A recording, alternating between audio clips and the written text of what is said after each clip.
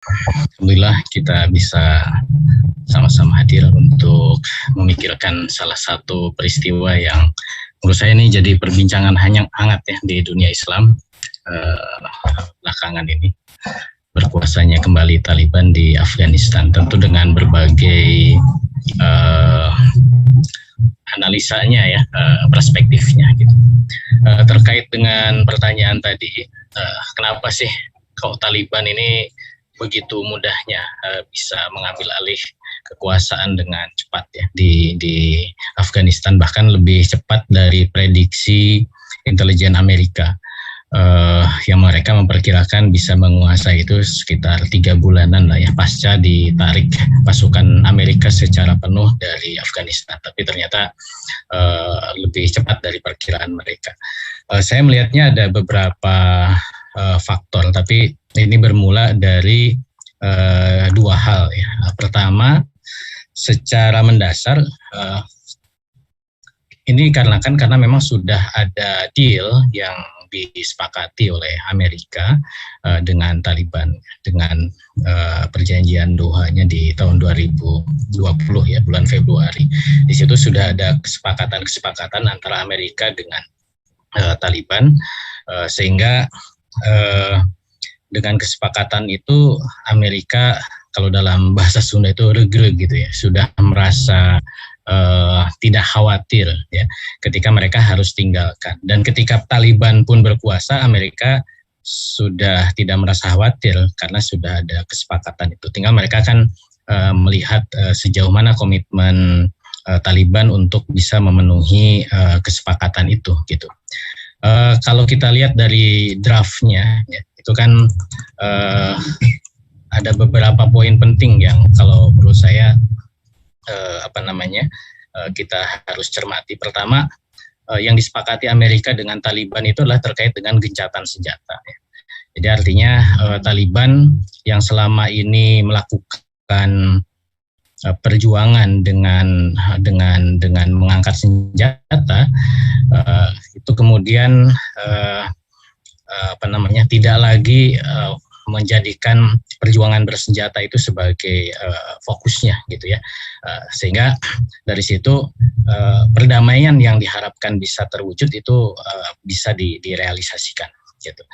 Dan kemudian yang kedua, kesepakatannya adalah ya Taliban minta kompensasi penarikan pasukan asing. Walaupun kalau kita lihat dari runutan peristiwanya, sebenarnya kan misi Amerika di Afghanistan itu dianggap selesai setelah kemudian terbunuhnya, ya walaupun kita juga perlu telusuri ya, Osama bin Laden, karena kita tahu dalam peristiwa masa lalu bahwa kehadiran Amerika di Afghanistan itu kan dipicu oleh peristiwa 9/11 tahun 2001, dan disitulah kemudian Amerika menjadikan Taliban itu Afghanistan itu sebagai sasaran invasi, karena dianggap pemerintahan Taliban yang berkuasa di Afghanistan sejak tahun 96 itu kemudian mensupport, mendukung Al-Qaeda yang dipimpin oleh Osama bin Laden. Setelah tahun 2011 Osama bin Laden ditangkap atau tewas gitu ya dalam sergapan di Pakistan, sebenarnya tidak ada lagi alasan yang kuat gitu ya Amerika eksis di Afghanistan. Makanya kemudian pasukan pasukan militer internasional ya, atau ISAF ya, itu kemudian dibubarkan tahun 2014. Nah, kalau kita lihat dari strategi penguasaan Amerika secara global, jadi 2001 peristiwa 9/11 sampai kemudian 2014 case dengan Al-Qaeda itu dianggap selesai gitu.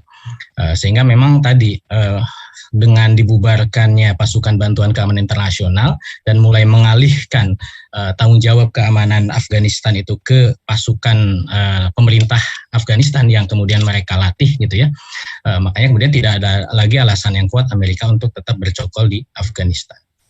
Nah, sehingga persoalannya kan kok lama bertele-tele gitu ya, sampai kemudian harus apa namanya mulai ditegaskan hengkangnya itu pada masa Donald Trump gitu ya, dan kemudian direalisasikan pada masa Joe Biden sekarang.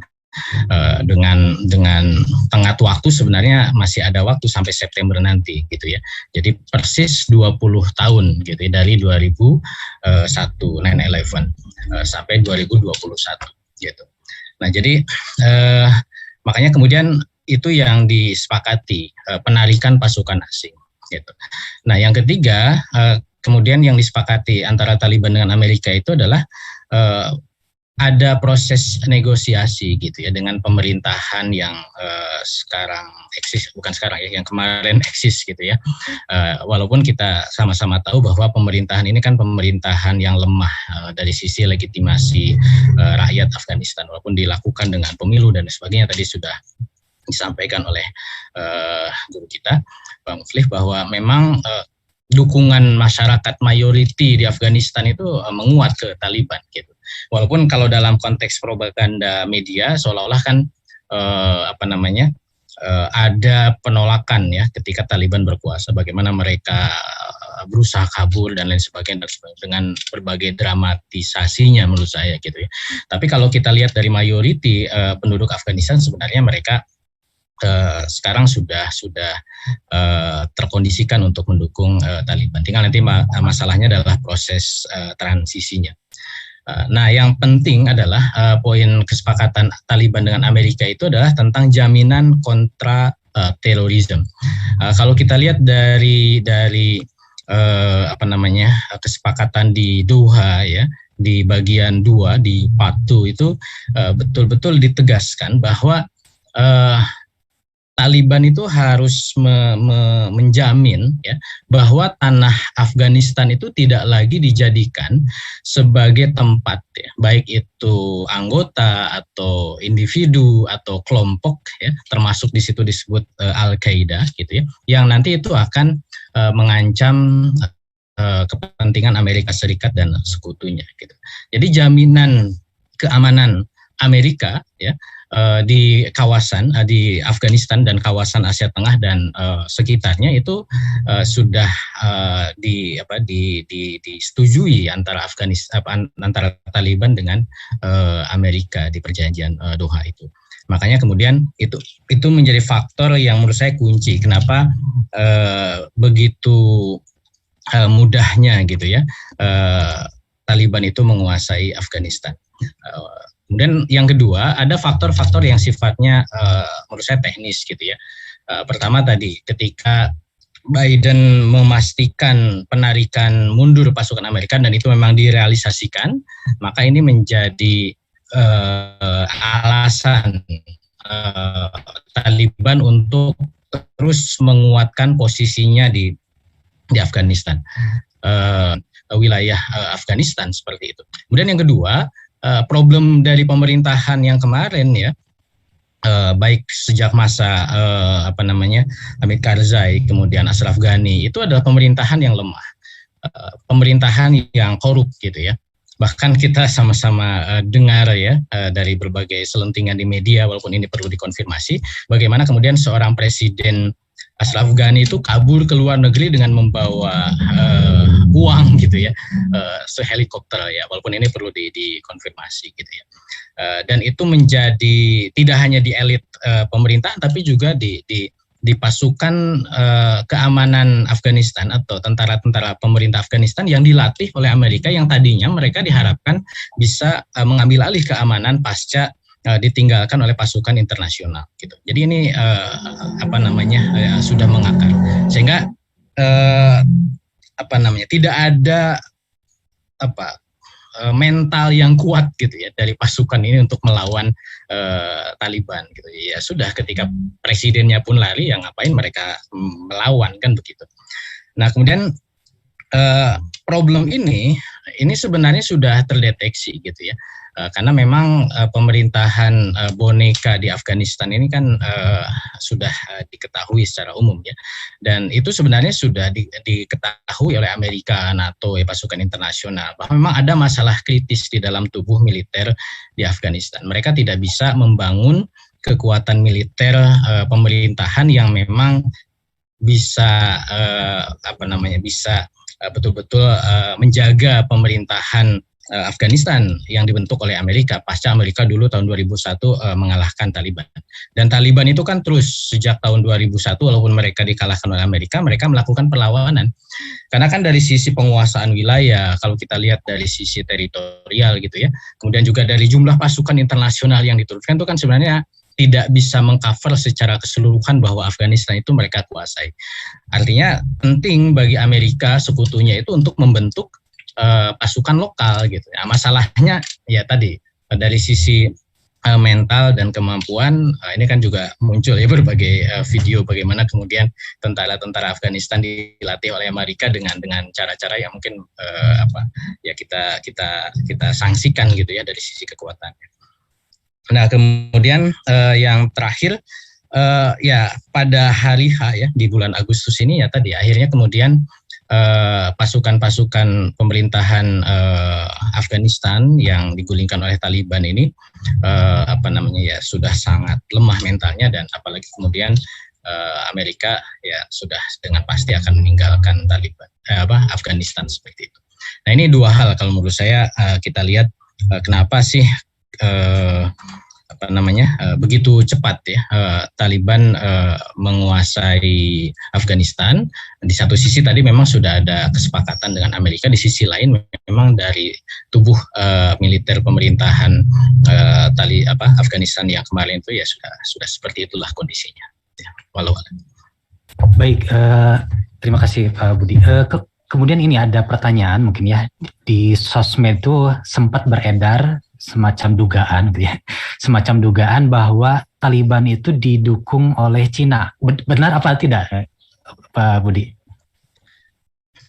Ya, kalau dari penelusuran saya gitu ya, bahwa dukungan secara langsung untuk kemudian melakukan penguasaan Afghanistan dari Cina itu sebenarnya itu disangsikan gitu ya. Tapi bahwa Taliban dia melakukan upaya untuk meraih dukungan internasional ya pasca tadi perjanjian Doha di 2020 itu dilakukan gitu. Artinya Taliban tidak hanya datang ke Cina kan, bahkan datang ke Indonesia gitu ya. Walaupun mereka belum menjadi pemerintahan yang sah gitu ya, tapi mereka sudah mendapatkan ya dalam tanda kutip kepastian bahwa memang mereka itu bisa menguasai Afghanistan kelak ya, dan Amerika juga tidak akan menghalang-halanginya pasca kemudian dipastikan Amerika itu akan mundur gitu. Makanya kemudian kunjungan pejabat-pejabat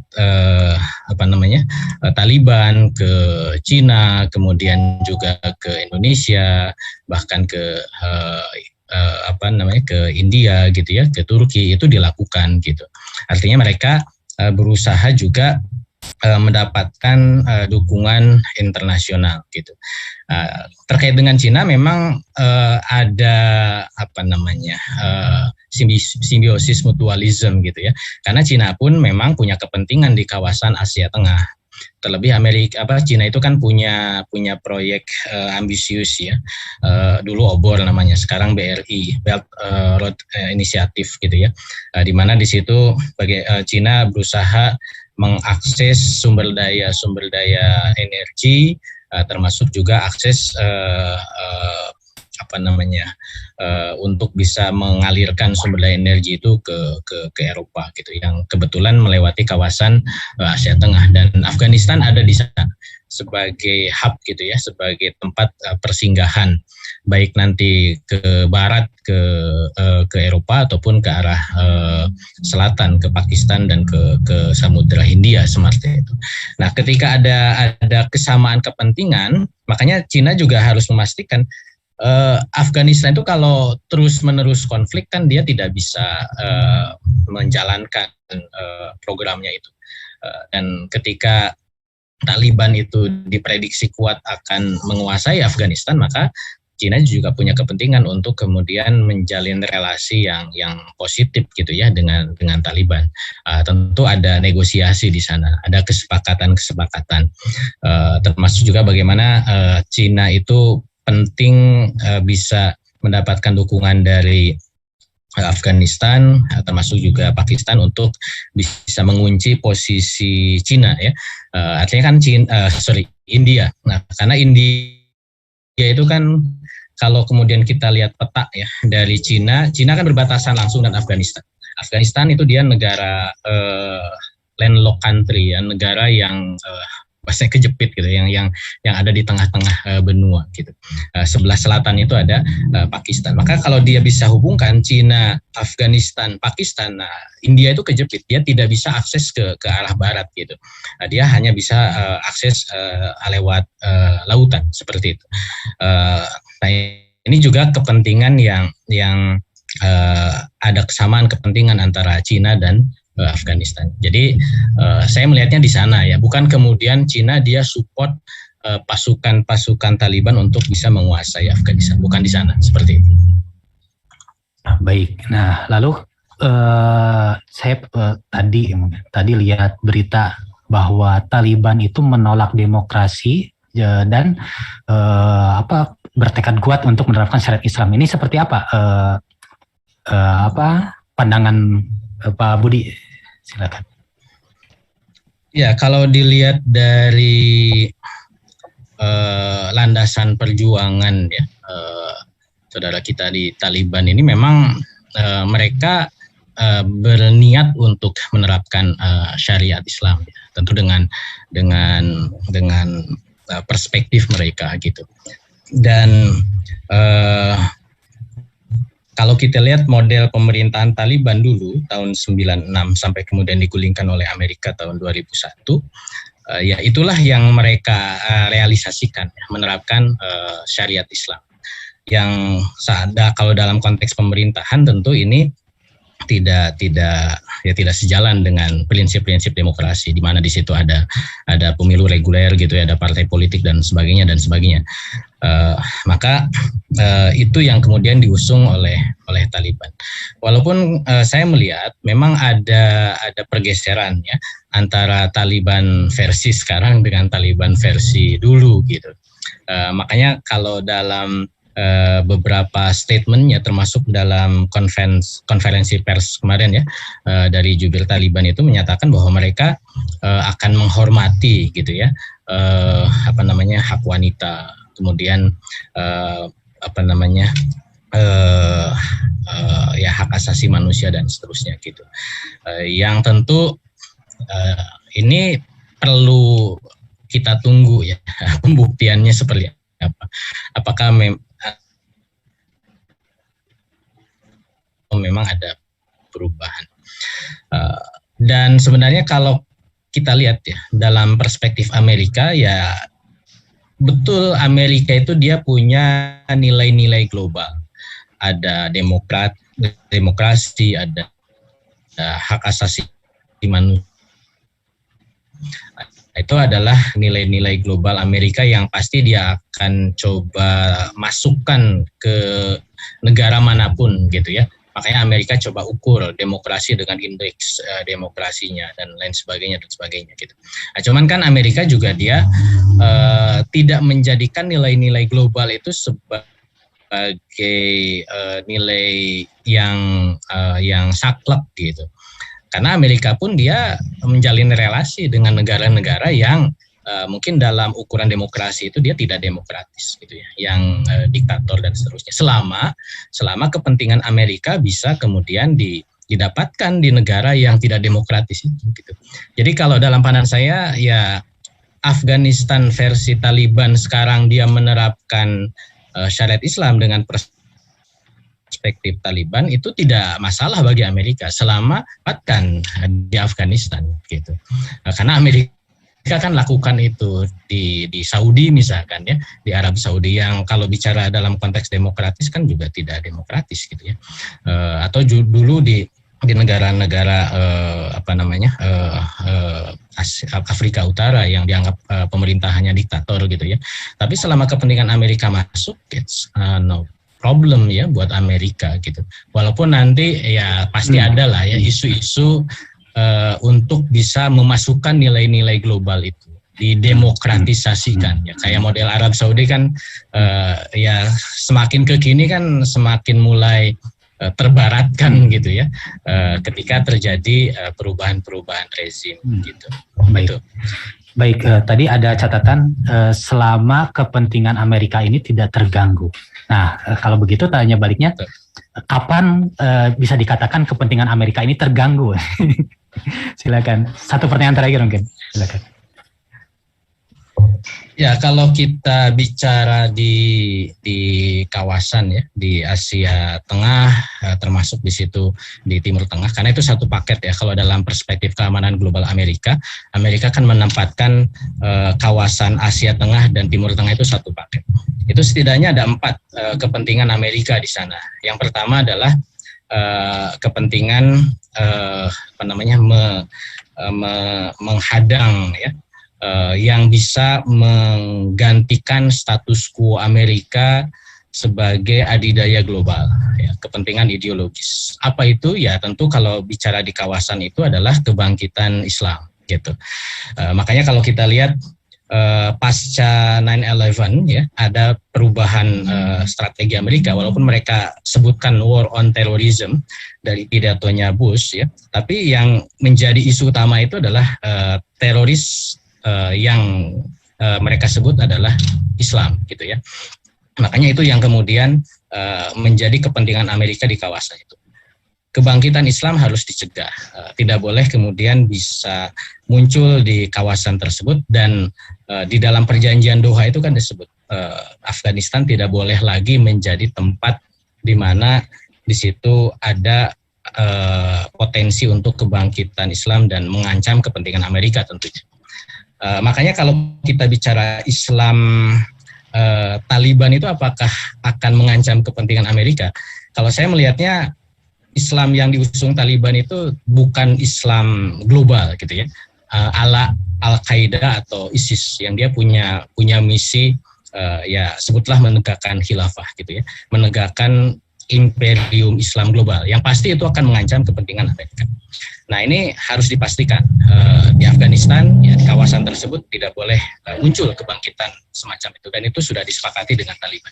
Artinya nanti Taliban itu saya yakin itu tidak akan menjadi khilafah gitu ya, kecuali ya mungkin ada proses dakwah lain gitu. Tapi kalau dengan versi sekarang saya pikir tidak, walaupun mungkin simbolnya dia pakai bendera putih aliwa seperti itu.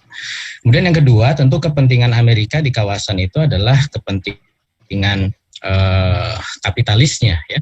Bagaimana kemudian sebuah negara atau sebuah kawasan itu bisa mensupport kapitalisme Amerika ya, membangun industri, kemudian menjadi tempat di situ bisa didapatkan baik itu sumber daya ya, baik mineral, minyak gitu ya, sehingga nanti watak kapitalisme Amerika itu bisa tetap mendapatkan keuntungannya gitu. Nah itu yang kedua, jadi harus bisa dipastikan di kawasan tersebut kepentingan Amerika tidak terancam dari konteks membangun watak kapitalismenya. Kemudian yang ketiga, tentu Amerika harus bisa memastikan bahwa ya tadi nilai-nilai global itu bisa dia tanamkan gitu, walaupun nanti ya tergantung kondisinya ya. Kalau misalkan masih belum bisa straight ya mungkin dia cara halus dulu gitu. Kalau enggak ya mungkin nanti dia bisa gunakan kelompok-kelompok lain untuk bisa mengusung isu-isu global tadi, baik mungkin nanti isu-isu HAM, isu-isu wanita gitu ya, atau mungkin isu-isu yang lebih soft seperti yang sekarang lagi ramai lah, tentang SDGs atau Sustainable Development Goals dan lain sebagainya. Itu sebenarnya isu-isu yang mereka akan coba tanamkan di seluruh dunia. Dan yang terakhir tentu kepentingan Amerika di kawasan Timur Tengah itu, walaupun ini mungkin agak jauh ya, dia bisa menjaga, memastikan bahwa secara keamanan itu tidak terkendali gitu ya. Makanya tadi di dalam perjanjian Doha itu disebutkan bahwa mekanisme PBB itu juga harus masuk gitu. Misalkan nanti penguasaan senjata ya, nuklir atau pemusnah massal itu harus kemudian bisa dipastikan sehingga Afghanistan itu tidak menjadi negara yang kuat atau mensupport negara yang kuat seperti itu ya. Walau